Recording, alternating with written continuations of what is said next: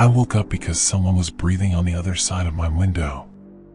Not just breathing, ragged, uneven gasps, like lungs that had never learned how to work properly. At first, I thought I was dreaming. I lay still, my room drenched in that sickly bluish light the moon throws over everything, and I listened. The sound came again, slow inhale, broken exhale. Too close. Too real. I didn't want to move. I didn't even want to blink. My window was only a few feet from my bed, and in the reflection of the glass I thought I saw something. A faint distortion, as if a shape was standing just beyond the pane, waiting for me to notice. My mouth went dry. Every instinct screamed not to look directly, because if I did, if my eyes met theirs, it would be real.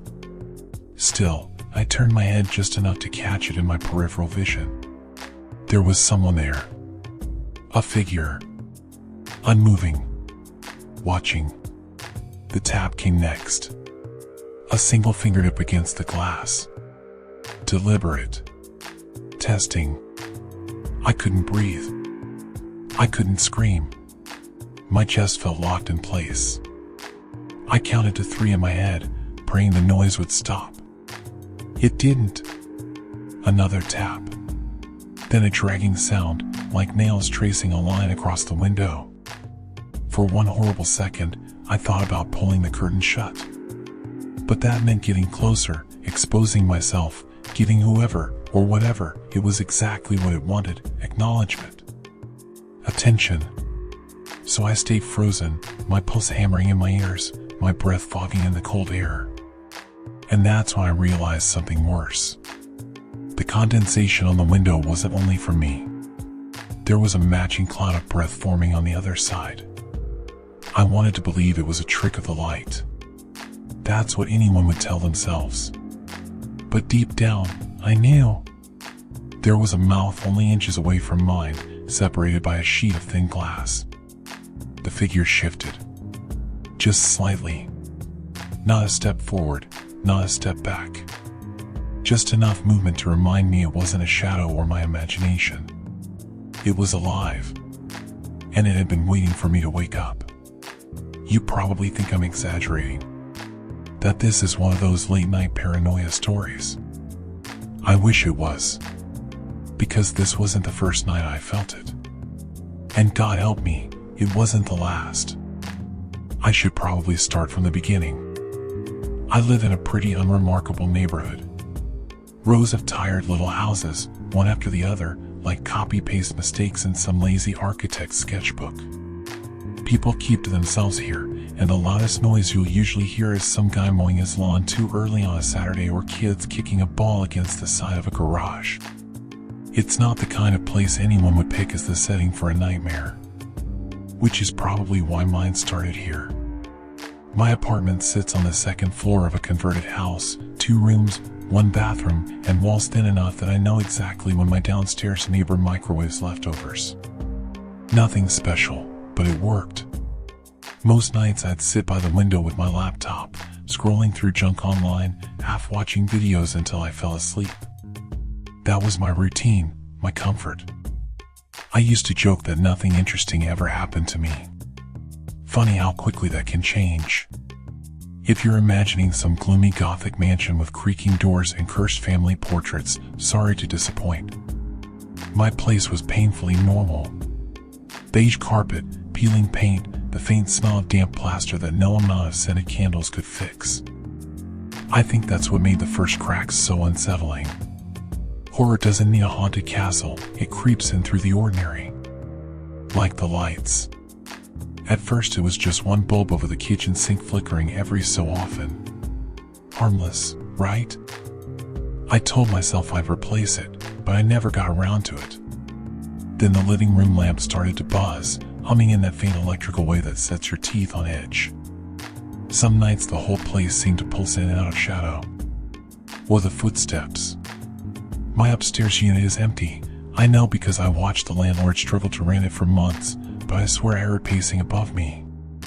Slow, measured steps, back and forth. When I mentioned it to a friend, he laughed and said I was just lonely, that empty houses make noises. I laughed too, but it felt forced. There was also this constant feeling. I don't know how else to describe it except that I was being watched.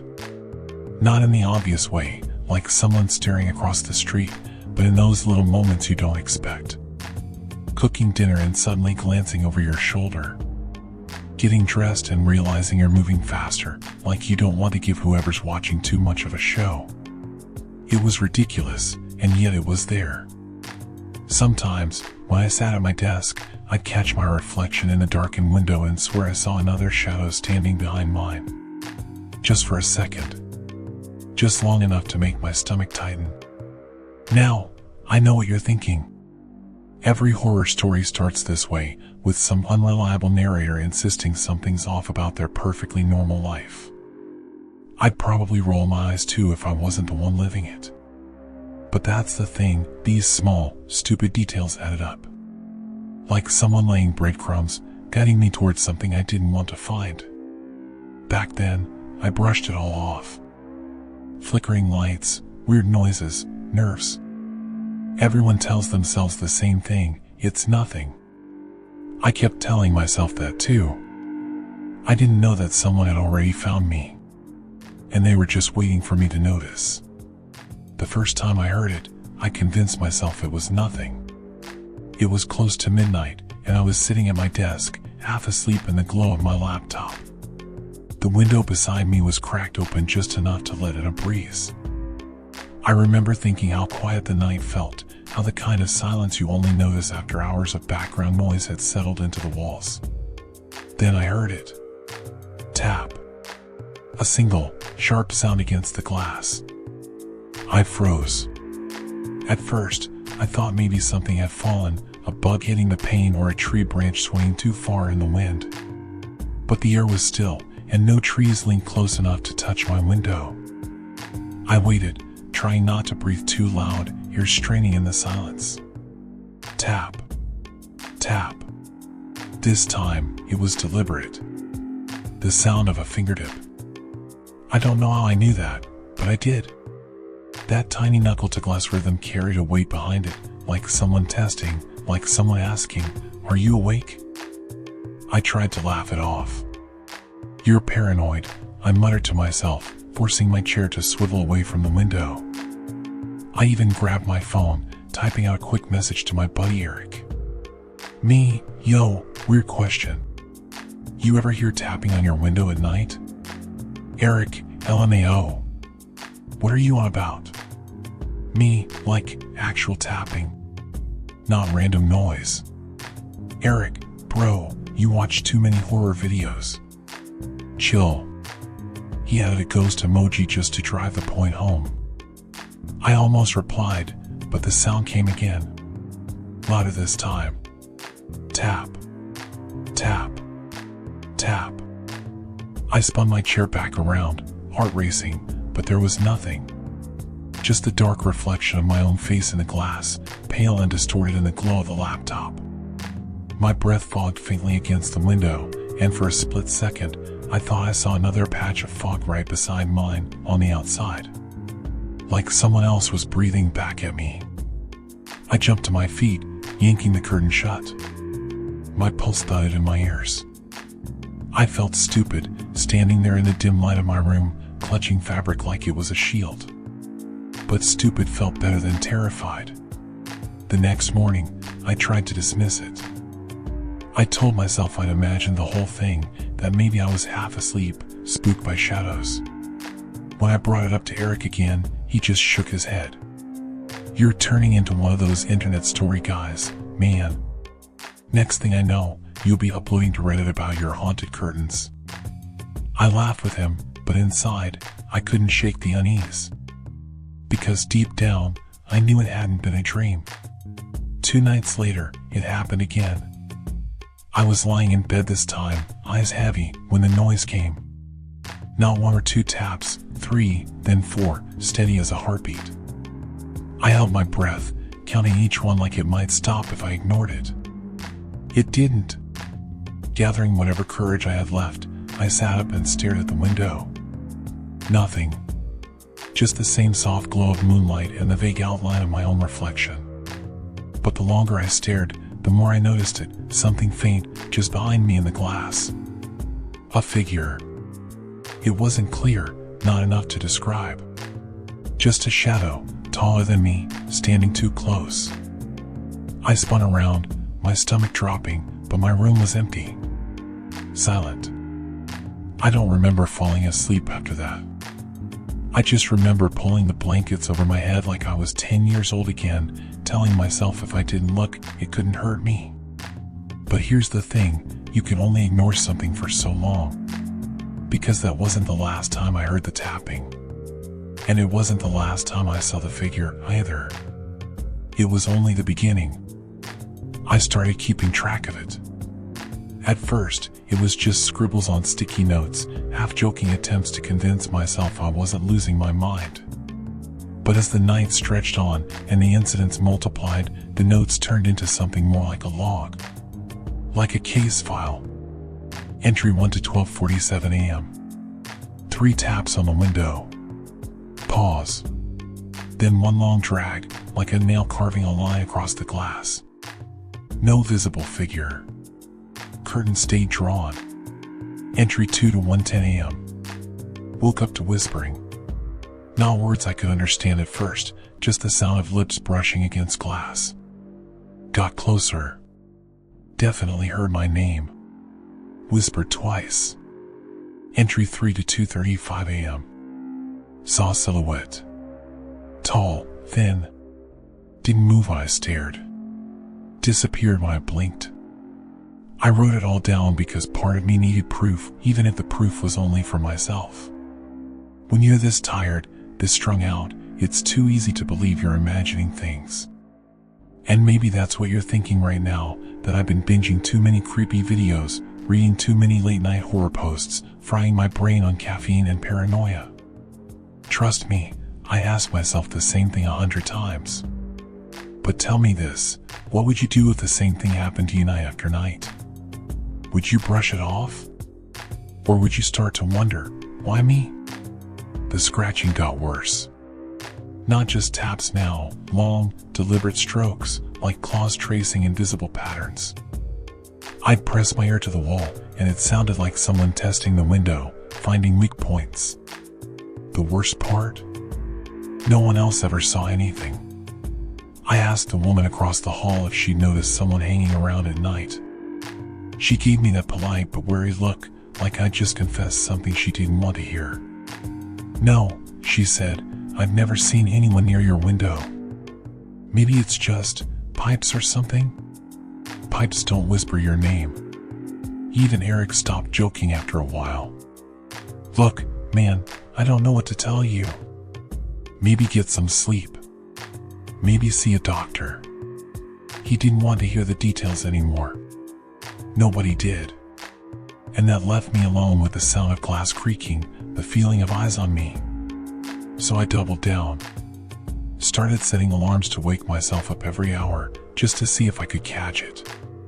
Started documenting timestamps, little notes like 1:50 a.m. tapping starts. 2:02 a.m. silhouette visible. 2:03 a.m. disappears when I turn head. 2:04 a.m. whispering continues. Sounds angry. I know it sounds obsessive, but something about the pattern felt important. Like if I tracked it long enough, I could figure out what it wanted. Or maybe I was just desperate for control. And then there was the night when I finally heard it clearly. My name. Not whispered, not muffled. Spoken. I had been dozing off in my chair when the tapping started again. I snapped awake, scribbled the time down, 12:59 a.m., and listened. There it was, low and rasping, right against the glass. My name. I froze. Every hair on my body stood on end. Whoever was out there knew me. They weren't just watching at random. That's when I started to suspect this wasn't a stranger. I tried to research it, but I didn't even know what to type at first. Tapping on window at night. Hearing name whispered. The internet is full of people claiming demons, ghosts, stalkers, cryptids, take your pick. Most of it was nonsense, clickbait designed to scare. But some of it felt too close to what I was experiencing. I found mentions of the Watchers. Old urban legends, the kind of thing buried in forums nobody updates anymore. They were described as shadows that attach themselves to people, not places. Once you noticed them, they never left. They lived for attention, for acknowledgement. That first moment you locked eyes with them, that was the invitation. I don't know if I believe in monsters. I still don't know what I believe. But when I read that line, once you notice them, they never leave, I felt something sink inside me. Because I had noticed. And now they knew I had. It's easy to laugh this off, sitting behind a screen. I probably would, too, if I weren't living it. But imagine lying in bed, the world outside's so quiet you can hear your own blood in your ears, and then hearing someone whisper your name from the other side of thin glass. Imagine knowing no one else believes you, that you're the only witness to something that shouldn't exist. That's my life now. And as much as I want to tell you this story has a rational explanation, I can't. Because every night, without fail, the tapping comes back. The silhouette lingers. The voice gets clearer. And I know it's only a matter of time before it stops waiting outside. It was a Thursday night when everything crossed the line. Up until then, I could still pretend the tapping, the scratching, even the whispers were tricks of the mind. Sleep paralysis, stress, some elaborate prank I hadn't unraveled yet. But that night, the night the window actually opened, I lost the luxury of excuses. I remember checking the locks 3 times before bed. Not just the front door, but the window latch too. I even shoved a chair against it for good measure, like that flimsy piece of furniture could hold back whatever stood outside. It made me feel safer, though, and I needed that. I must have drifted off around 1 in the morning, because the sound that woke me wasn't tapping this time. It was softer. A slow creak, like wood shifting under pressure. At first I thought it was the building settling, but then I felt it, cold air brushing across my face. My window was open. I shot upright, heart hammering, eyes snapping to the dark outline of the frame. The curtain stirred faintly, breathing in and out with the night wind. And standing behind it, no, inside the frame, was something too tall to belong there. I can't forget what I saw when the curtain moved aside. A face. Or something close to one. Skin too pale, stretched over bones in the wrong proportions. Cheeks hollow, mouth too wide, split in a grin that never moved. And the eyes, God, the eyes. They didn't blink. They didn't even seem human. Just 2 glossy pits that reflected the faint glow of the street lamp, fixed on me with unnatural stillness. I couldn't breathe. Couldn't scream. Every instinct told me not to move, because if I did, that grin might finally widen, and those long fingers twitching on the sill might reach further. The chair scraped loudly as I scrambled out of bed and shoved it hard against the window. I grabbed anything I could, books, my laundry basket, even the lamp, and piled them up like some pathetic barricade. The whole time, I never looked away. I couldn't. And the thing never moved. It just stood there, grinning at me through the narrow gap of the curtain, and tilted ever so slightly like it was curious. Watching me panic. Watching me try to pretend that thin barrier of glass and junk could keep me safe. I don't know how long we stayed like that. Minutes? Hours? My legs shook, my throat burned from holding my breath, and the room reeked of sweat. Then, just like that, it was gone. No sound of retreating steps. No dramatic exit. 1 second it was there, and the next, the window was empty again, the curtain swaying gently as if mocking me. The rest of the night was a blur. I left the lights on, sat curled in the corner with a kitchen knife in my hand, waiting for the grin to return. It never did. But that didn't mean I was safe. The next day, I called the police. I told them someone had tried to break in through my window. They sent over a board officer who barely glanced at my barricade before shrugging. Doesn't look like forced entry, he said, scribbling half-hearted notes. Probably just a trick of the wind. You'd be surprised how many calls we get about stuff like this. I wanted to shake him, to scream that the wind doesn't smile at you. But what could I say? Officer, the intruder had eyes like polished stone and a grin that didn't move. He'd write me off as crazy, or worse, dangerous. So I nodded, thanked him, and locked the door behind him as fast as I could. Later, I called Eric. I needed someone to believe me, anyone. You're serious? He asked when I finished telling him. Like, dead serious? You saw a guy actually standing there? Not a guy, I whispered. I don't know what it was, but it wasn't. Dude, come on. Maybe it was just a neighbor messing with you. Or some creep off the street. People get weird at night. I slammed my fist against the table. People don't open locked windows without a sound. People don't have eyes like that. This wasn't people. Silence on the other end. Then, look, man. I think you need sleep. You've been on edge for weeks. Don't let your brain turn shadows into monsters. I hung up on him. Not because I was angry, though I was, but because I couldn't stand hearing my own doubts spoken back at me. Because part of me wanted to believe him. That night, I went to war with my window. Hammered nails into the frame, duct taped the latch, stacked furniture higher and higher until the glass was hidden completely. I thought maybe if I couldn't see out, it couldn't see in. And for a while, I believed it worked. Hours passed. No tapping. No scratching. No whispers. Just silence, thick and heavy, pressing against my eardrums. I almost started to relax. Until I glanced at the reflection in the black screen of my laptop. At first, I thought I was imagining things again, the way paranoia twists every shadow. But no! There it was. A face, pale and grinning, pressed against the upstairs window. The one directly above mine.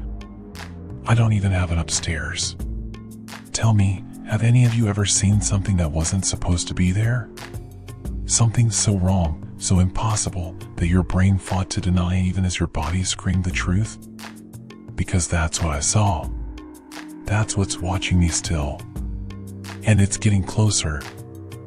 I stopped sleeping after that night. Every time I closed my eyes, I'd see that grin, those pits of eyes pressed against the upstairs window that didn't exist. So I stayed awake, propping myself up with coffee, scrolling endlessly, convincing myself I'd find some kind of explanation buried in a forum thread at 3 in the morning. But the less I slept, the worse it got. I kept recording, filling my phone with grainy clips of the window. Most showed nothing but static shadows. But a few made my blood run cold. Blurs moving where no blur should be. A faint outline leaning in, gone the moment you notice it. Once, I swear you can hear it, the faint scrape of teeth against glass. I uploaded one to a forum, half desperate, half hoping someone would laugh and tell me it was fake. The comments split immediately. User 1, bad camera quality. This could be anything. User 2, bro, I've seen that too.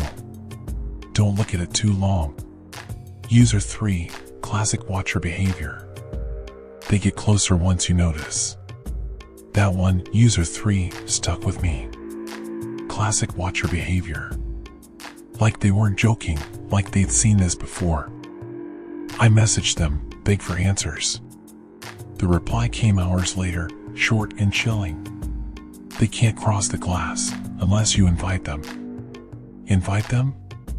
What the hell did that mean? I wanted to dismiss it as another internet creep playing into my paranoia, but my gut told me there was truth there. Meanwhile, no one in my real life believed me. Eric stopped answering my calls. My downstairs neighbor avoided eye contact in the hall. Even the cop I begged to come back rolled his eyes like I was wasting department resources. So I stopped asking. Instead, I buried myself in documenting every detail. My notebook turned into a diary of dread. March 20th, 2:06 a.m., silhouette visible, unmoving for 7 minutes. March 21st, 12:19 a.m., whispered open. Clear as day. March 23rd, 1:44 a.m., scratches on glass inside, not outside. Yeah, inside. I ran my fingers over the lines the next morning. Thin grooves etched into the pane, like something had traced letters backwards, so I have to stand outside to read them. Do you know what they spelled? My name. I don't care if you think I'm crazy. I know what I saw. And if you're still watching this, you probably know something I don't. Maybe you've seen them too. Maybe this isn't just me. Because the more I searched, the more I found whispers of others. People describing the same patterns, the tapping, the scratching, the face in the glass. Some posts ended abruptly, no updates, no goodbyes. Just silence. And in this kind of story, silence is never a good sign. I started seeing them in other places too. Not just the window. Reflections in shop doors after dark. The black surface of my turned-off TV. Once, in the puddle by the curb, I swear I saw those eyes staring up at me, distorted by the ripples of rain. And every time, they were closer. I don't go out at night anymore. I don't trust mirrors. I cover every reflective surface in my apartment, but no matter how many sheets I tape up, there's always one I forget. Always one where I'll catch the faint curve of that grin. Sometimes I wonder if this is how it spreads. Not through bites or curses, but through awareness. You see them once, and they're yours forever. Like they've claimed you. So if you're listening, I need to ask, has it happened to you? Have you ever seen something at your window that shouldn't have been there? Tell me. Because I'm running out of answers, and maybe you've already lived through this. Or maybe you didn't. Either way, I think I'm past the point of no return. Because last night, I heard the latch on the window jiggle. Slowly.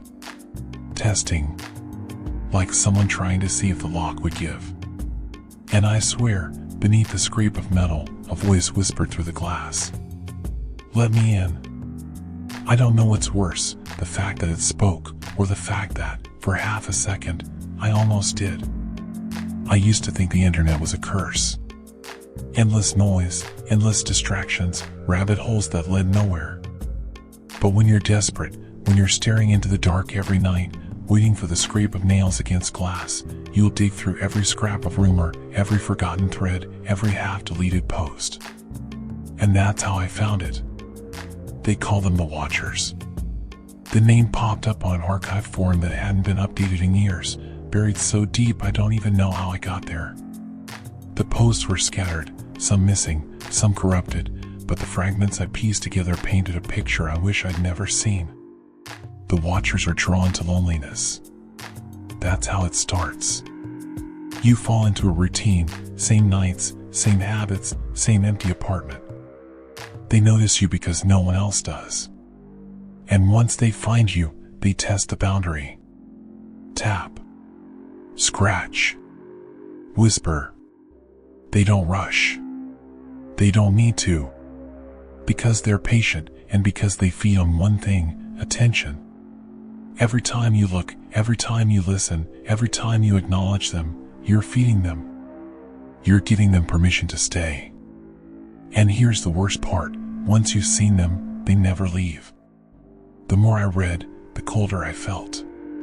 The stories lined up too well with mine. Every single pattern, every single stage. At first they linger outside. Then they get closer. Then the window stops being a window and becomes something else. A threshold. A doorway. And eventually, the barrier breaks. One post ended with a line that burned itself into my skull. By the time you realize what's happening, it's already too late. I wanted to believe it was all fiction. Urban legends, creepypasta, stuff written by people like me to spook strangers online. But the language, it wasn't dressed up. It wasn't trying to entertain. It was blunt. warning after warning, like notes carved into a wall before the writer disappeared. There was even a rule. A single, terrible rule that explained everything I'd been experiencing. They cannot cross the glass unless you invite them. Invite them. Every time I pulled the curtain back. Every time I stared too long into the reflection. Every time I wrote their name in my notes, uploaded videos, told my story, I was inviting them. Feeding them. Keeping them alive in my world. And my once ordinary window, the one I used to sit beside with coffee, watching the neighborhood in peace, that window is no longer a part of my apartment. It's theirs now. A doorway I was stupid enough to open, and one I don't think I can close. I wish someone had told me sooner. Maybe it wouldn't have changed anything. Maybe knowledge doesn't protect you, maybe it just confirms the inevitable. Because if what I've learned is true, then there's no stopping this. The watchers never go away. They only wait. It happened on a night so quiet I almost believed I was safe. The city outside had gone still, no cars passing, no neighbors stumbling home drunk, no hum of late-night televisions bleeding through the walls. Just me, the ticking of the clock, and the thin slice of moonlight crawling across my living room floor. I remember thinking, maybe they've finally gone. Then came the sound. Not the usual soft tapping, not the playful scrape of nails teasing the glass. This was heavier. A thud, like something testing the strength of the barrier. The air pressure in the room shifted, as if the window wasn't holding back just one figure, but a storm pressing its full weight against the glass. I froze, staring at the pane. At first, it looked normal. Just the faint reflection of my lamp in the dark. But then, movement. A shadow peeling itself forward, stretching long, impossibly tall, shoulders scraping the edges of the frame. And then I saw the grin. It spread wider than it should have, teeth too small, too many, pressed so hard against the glass I swore I heard the pane creak. Those unblinking pits of eyes found me instantly. Not searching.